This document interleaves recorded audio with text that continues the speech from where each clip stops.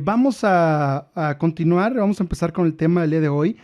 Y es interesante porque el día de hoy vamos a cerrar la introducción de este estudio. Te repito, si es la primera vez que escuchas este estudio, esta es la tercera parte. Las demás las puedes encontrar en YouTube en el canal Uno Más por Ti. Ahí las tenemos para que después de escuchar este estudio puedas ir y buscarlas y puedas conocer qué es lo que hemos estado platicando. Pero a grandes rasgos, te repito, el tema que estamos llevando se llama, bueno, el libro se llama 12 hombres comunes y corrientes, cómo el maestro formó a sus discípulos para la grandeza y lo que él quiere hacer contigo.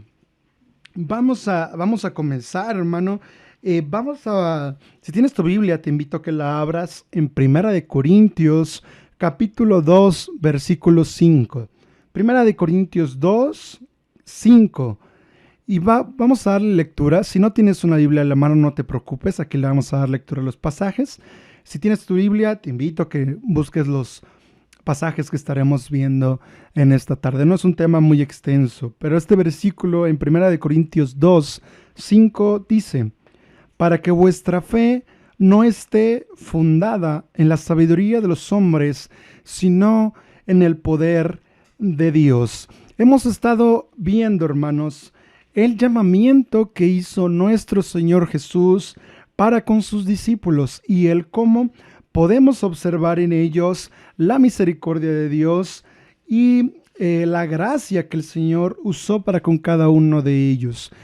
Tanto como para decirte que hay una esperanza y es Cristo Jesús y Él nos puede capacitar para el trabajo que Él quiere que hagamos. Y también vimos en el estudio pasado que no podemos decir que tal o cual hermano es diferente a nosotros sin Cristo. Sin Cristo somos iguales de tal forma que si el Señor nos llama es lo que nos hace diferentes. De ahí en fuera todos nosotros somos iguales porque éramos pecado cuando el Señor nos encontró.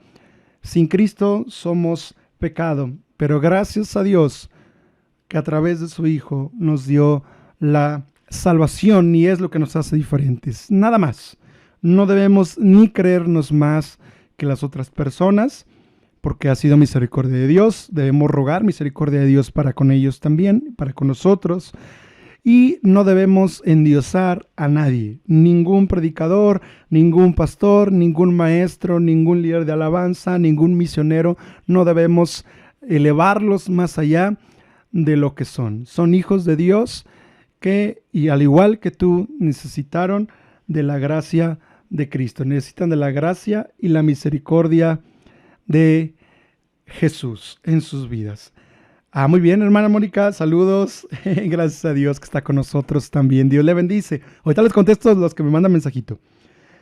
Bien, continuamos. Entonces,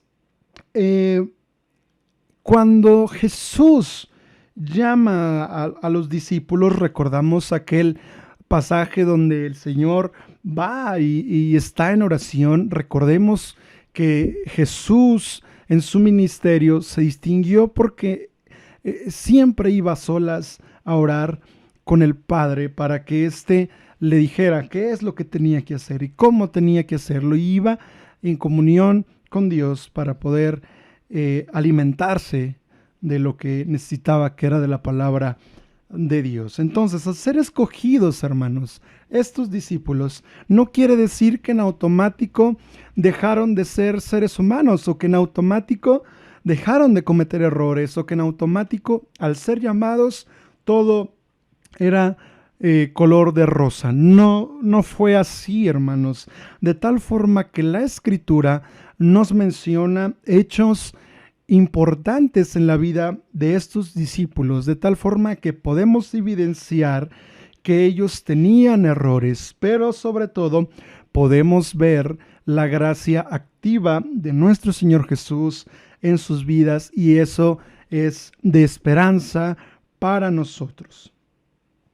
El Señor Jesús les dio oportunidades para ministrar. Recordamos que en la Escritura los discípulos aprendían de Jesús y ellos eran capaces de servir a los demás a través del ejemplo de su Señor, de su Maestro, Cristo Jesús. Les preparó y los envió a cumplir asignaciones especiales. Les dio ánimo con cariño. Esto es importante, hermano. Les dio ánimo con cariño. Los corrigió con amor y fue paciente para enseñarles. Pero también, en el momento en que tuvieron que tener un regaño, el Señor Jesús lo hizo. No dudó en corregir a sus discípulos. No es solo, hermanos, que el Señor Jesús proveyera de información, sino que era una vida invertida en otra vida. ¿Qué podemos ver en esta aseveración, hermanos? Podemos ver a nuestro Señor Jesús desbordándose en sus discípulos, explicándoles aquellas cosas que ellos para este punto no podían comprender o no podían tener ese suficiente entendimiento. Y el Señor se desvivía por demostrarles qué quería que estos discípulos hicieran cuando el Señor Jesús no estuviera. Y es parte del primer capítulo que vimos sobre liderazgo y sobre cómo desarrollar los ministerios, porque el Señor Jesús se desvive en sus discípulos para que ellos sepan qué hacer cuando Jesús ya no esté. Y hemos visto, hermanos, que eso es lo que debemos hacer en nuestros ministerios cuando capacitamos a los que vienen para ocupar lugares en ministerios. Si somos líderes, debemos de capacitar a estos hermanos en Cristo, a estas personas, para que ellos puedan hacer el trabajo en el momento en que el Señor ya no te permita desarrollar ese ministerio. No quiere decir que estés muerto, no quiere decir que te hayas ido de la iglesia, sino simplemente el Señor tiene control de las cosas y en determinado momento puede decir hasta aquí. Entonces es importante que como líderes desarrollemos a nuestros discípulos, nos desgastemos en ellos para que invirtamos nuestra vida en su vida y el ministerio siga desarrollándose, estés tú o no. Los 12 hermanos podían ser torpes. Ellos podían fallar. El Señor Jesús no llamó personas perfectas. El Señor Jesús no llamó a aquellos a los que era obvio que en ese contexto podía llamar, que eran los escribas, que eran los fariseos. El Señor llamó a estos pescadores. El Señor llamó a estos cobradores. El Señor llamó a estos pecadores. El Señor llamó a estos hombres que no sabían desarrollar este ministerio. Es interesante, hermanos, que la Escritura no encubre sus defectos. No trata de proyectarlos como personas santificadas o no trata de proyectarlos como personas elevadas o de otra categoría, sino que muestra aquellos errores, aquellos defectos que tenían estos discípulos, porque el Señor iba a trabajar en ellos, iba a desarrollarlos, y en el momento en que dieran luz, podían constatar que no era de ellos, sino de Jesús. En lugar de disimular sus defectos, la Escritura parece destacar sus debilidades humanas. Es un recordatorio magnífico de que nuestra fe no está fundada en la sabiduría de hombres, sino en el poder de Dios. ¿Por qué es tan difícil este proceso de aprendizaje, hermanos? Porque el Señor estuvo con ellos cierto tiempo y al final, hermanos, podemos ver que el Señor quizá le faltó tiempo. Quizá nosotros podemos decir, es que le faltó tiempo, le faltó decir, a lo mejor no comunicó bien lo que trataba de decir, pero no dependía de Jesús, sino vamos a ver 5 puntos que podemos identificar en nuestras vidas para saber por qué nos es tan difícil aprender al igual que a los apóstoles les costó. El primer punto, hermanos, es que ellos carecían de entendimiento espiritual. Te lo repito, el primer punto es, ellos carecían o carecemos, si quieres anotarlo, carecemos de entendimiento espiritual. Los discípulos, hermanos, eran lentos para oír y lentos para entender. En muchas oportunidades eran densos, necios, torpes y ciegos. En el Nuevo Testamento usa todos estos términos o sus equivalentes para referirse a ellos. Ellos eran lentos para entender, hermanos. Varias veces el Señor Jesús les explicaba y les explicaba y les explicaba y no entendían. ¿Cuántas veces nosotros estamos igual? Pero hay una esperanza. ¿Cómo resolvió Jesús su falta de entendimiento espiritual? ¿Cómo puede Jesús resolver tu falta de entendimiento espiritual? Jesús continuó enseñándoles. Incluso después de su resurrección, se quedó 40 días en la tierra. Esto lo puedes encontrar en Hechos 1:3. Dice que durante este tiempo se mantuvo hablándoles acerca del reino de Dios y siguió enseñándoles hasta el momento mismo en que ascendió al cielo. Hermanos, ¿qué hizo nuestro Señor Jesús? No se rindió y siguió enseñándoles y siguió enseñándoles y siguió enseñándoles hasta el momento en que fueron separados físicamente a través de la ascensión de nuestro Señor Jesús. Esa es la primer limitante que podemos tener, hermanos. Somos lentos, carecemos de entendimiento espiritual. Somos lentos para entender. No podemos y no logramos entender las cosas, no logramos aprender las cosas que el Señor nos está diciendo, pero no porque no nos explique bien, sino porque somos lentos de entendimiento. El segundo problema, hermanos, al cual Jesús se enfrentó con sus discípulos, es que estos no eran humildes. Eran personas que se preocupaban solo de sí mismas. Se centraban muchas veces, hermanos. Recuerden que muchas veces se peleaban por ver quién iba a ser primero en el reino de Dios. Querían mejor sus intereses. Eran arribistas y orgullosos. Pasaron gran cantidad de tiempo discutiendo sobre quién iba a ser mayor en el reino de Dios. ¿Cómo trabajó Jesús esta falta de humildad? ¿Cómo la trata con nosotros esta falta de humildad? Siendo Él el ejemplo de humildad. Les lavó los pies, les enseñó a ser siervos, les enseñó a no tener hogar, les enseñó a depender de Dios. Se humilló a sí mismo aún hasta la muerte y muerte de cruz. Si tienes problemas de humildad, hermanos, si tenemos problemas de humildad, el Señor Jesús nos demuestra humildad, sumisión y obediencia. Y el Señor trata con nosotros a través de su ejemplo. Es el primero en servir. El tercer problema, hermanos, al que se enfrentó nuestro Señor Jesús con sus discípulos y que se enfrenta con nosotros, es que no solamente carecían de entendimiento y de humildad, sino que también carecían de fe.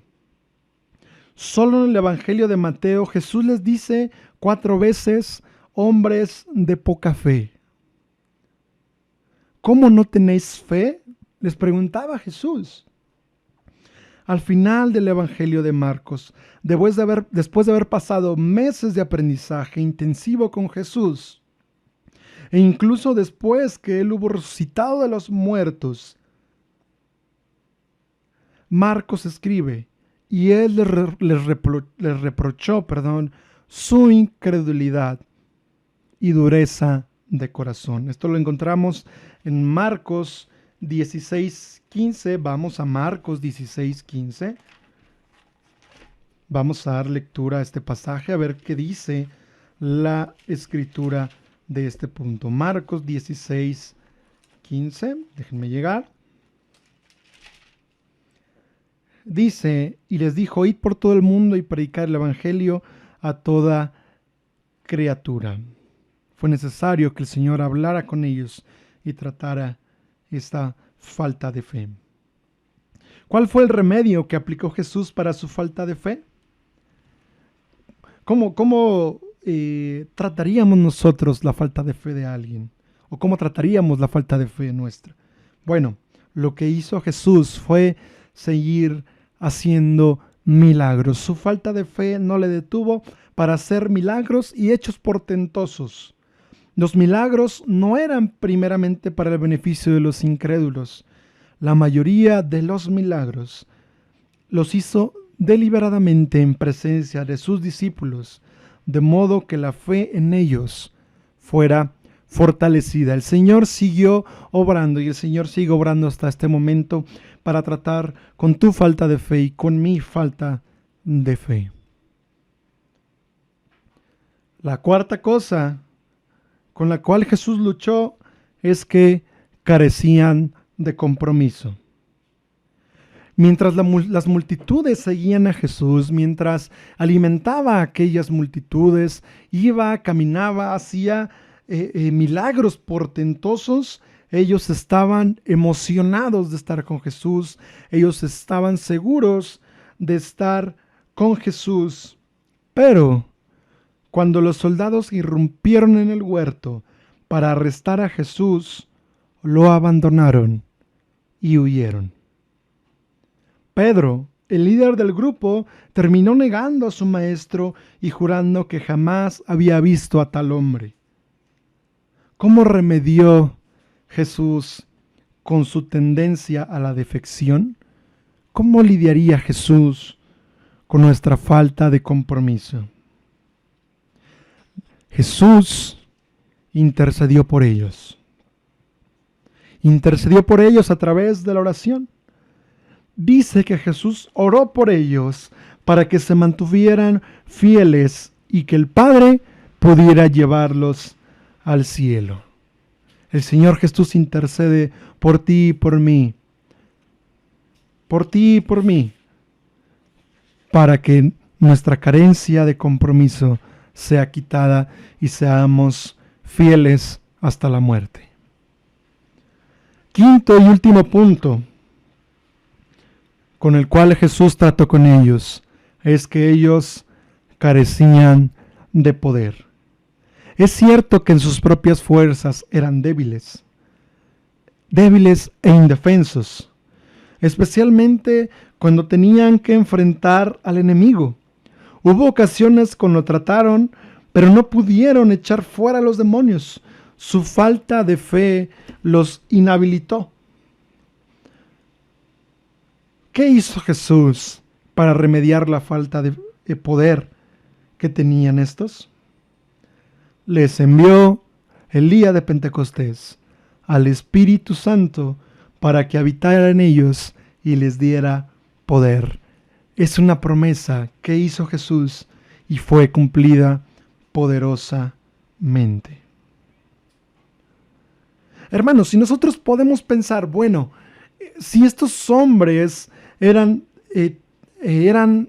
tan así, tenían tantos defectos, tenían tantas circunstancias que no agradaban a Dios, tenían estos puntos en los cuales Jesús tenía que tratar, ¿por qué los escogió? ¿Por qué? ¿Por qué seleccionar a estos hombres que no tenían humildad, que no tenían fe, que no tenían compromiso y que no tenían poder? Eran quizá, hermanos, los hombres en los que menos fijaríamos nuestros ojos al momento de elegir a un predicador, de elegir a un pastor, de elegir un misionero, de elegir un maestro, una maestra. ¿Por qué escogió? ¿Por qué escogería a estos hombres?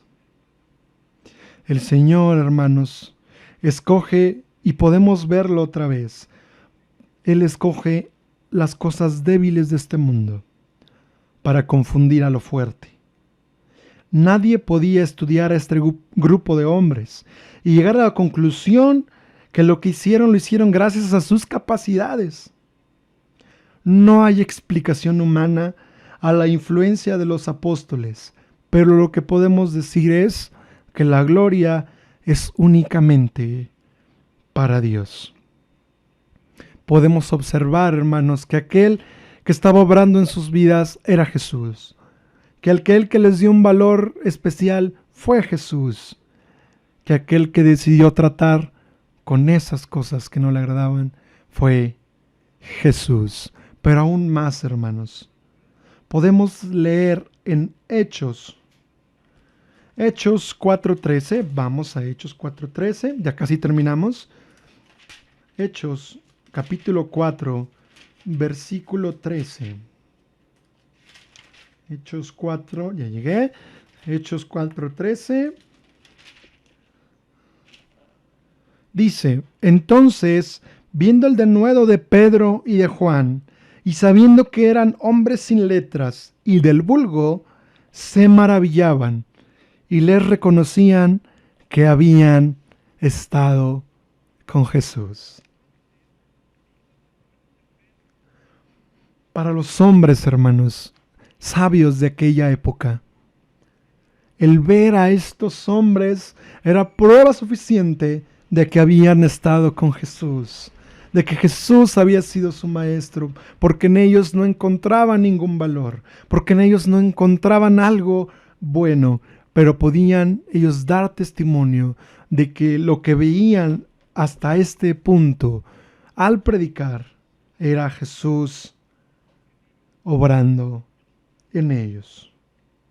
Lucas 6:40 dice: el discípulo no es superior a su maestro, mas todo el que fuere perfeccionado será como su maestro.